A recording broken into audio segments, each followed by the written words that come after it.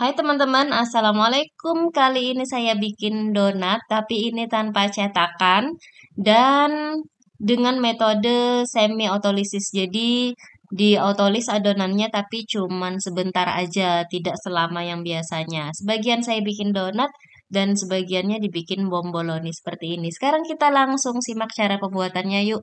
Ini di mangkuk saya sudah siapkan bahan-bahan ini tepung terigu, kemudian susu bubuk, telur, gula.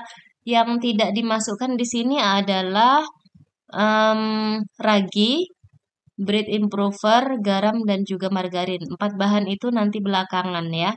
Jadi bahan-bahan yang pertama ini kita masukkan dulu di dalam wadah seperti ini. Kemudian ini akan saya mixer menggunakan hand mixer aja semuanya ini di hand mixer selama 5 menit. Nah, setelah 5 menit di mixer hasilnya adonan menjadi seperti ini ya. Ini adonan masih sekitar 70% kalisnya. Kita bisa lihat ya. Ini saya coba ambil adonannya. Tuh, sampai segini aja adonannya. Ini setelah di mixer selama 5 menit dengan hand mixer dengan speed mulai dari 1 naik ke 2, naik ke 3, naik ke speed 4. Hasilnya seperti ini. Oke, sebentar ini coba saya ambil sedikit adonannya biar teman-teman bisa perhatikan. Nah, kalau adonannya kita tarik-tarik seperti ini,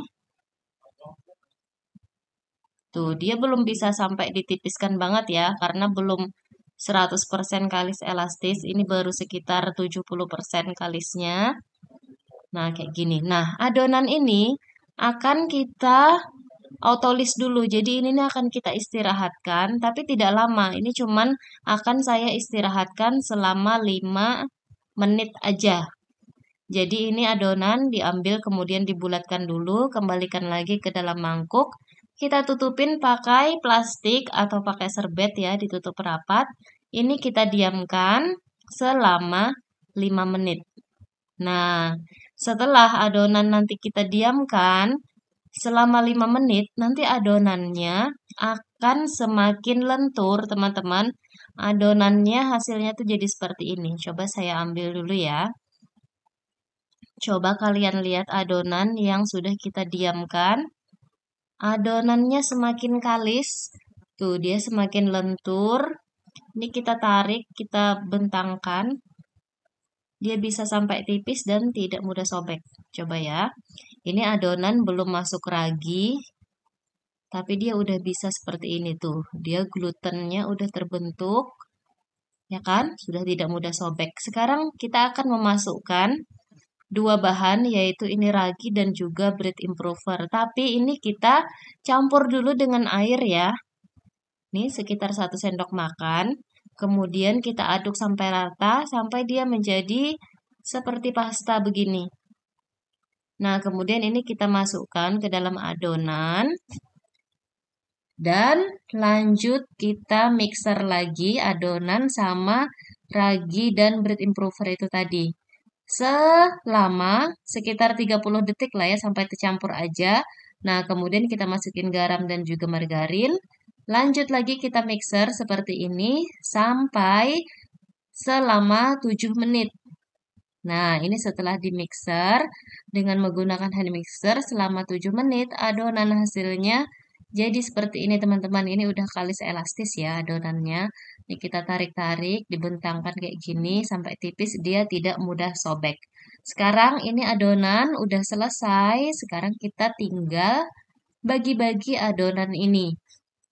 Untuk ukuran sesuai selera teman-teman masing-masing ya, mau per bijinya itu berapa gram, mau 30 gram, 35 atau 40. Suka-suka aja. Saya kali ini bagi-bagi adonannya per 40 gram. Kalau udah dibagi-bagi timbang, kita bulatkan adonan ya. Di rounding sampai padat, permukaannya mulus, bagian bawahnya ketutup rapat. Mau ngeroundingnya dengan cara seperti ini bisa, atau mau kalau belum bisa begini, bisa pakai dua tangan. Kayak biasanya kita ngebuletin adonan roti. Yang penting sampai permukaannya mulus dan dalamnya itu padat. Ini kayak gini ya. Tuh permukaannya mulus. Kita bulatin semuanya dulu sampai selesai. Permukaan alas kita taburin sama terigu tipis aja seperti ini. Dan ini kita tutup dulu dengan serbet atau plastik. Kita istirahatkan selama 15 menit. Nah, setelah 15 menit, adonannya sekarang kita pipihkan dan kita bolongin tengahnya.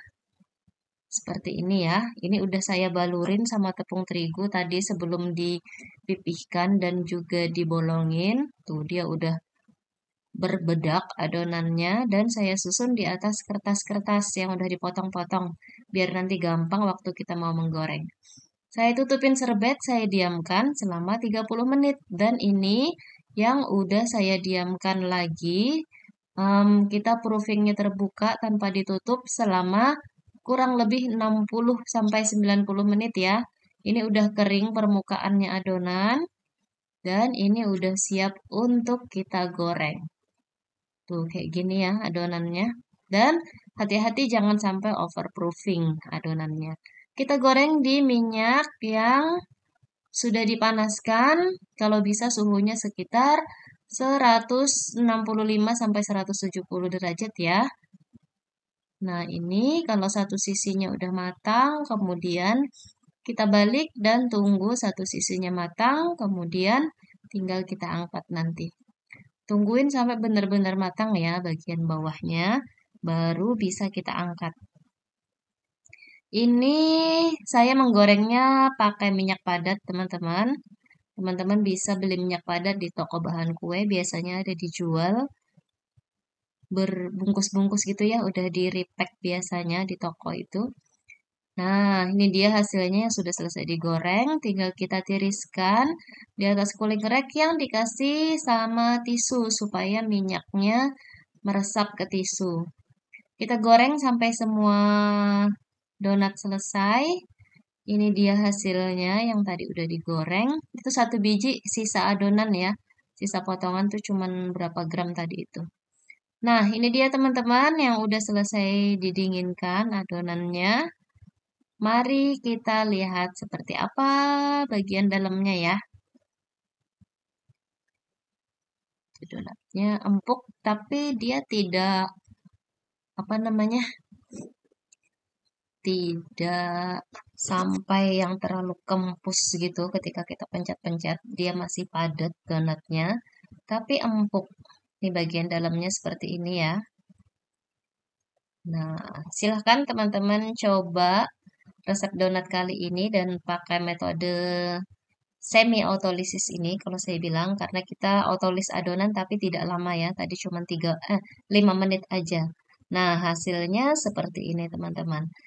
Yang bomboloni saya balurin sama gula donat, kemudian saya semprotin dalamnya pakai selai stroberi itu. Selamat mencoba, semoga sukses. Kalau ada yang masih mau ditanyakan, belum jelas, boleh tanya di kolom komentar video ini. Terima kasih sudah menonton. Assalamualaikum warahmatullahi wabarakatuh.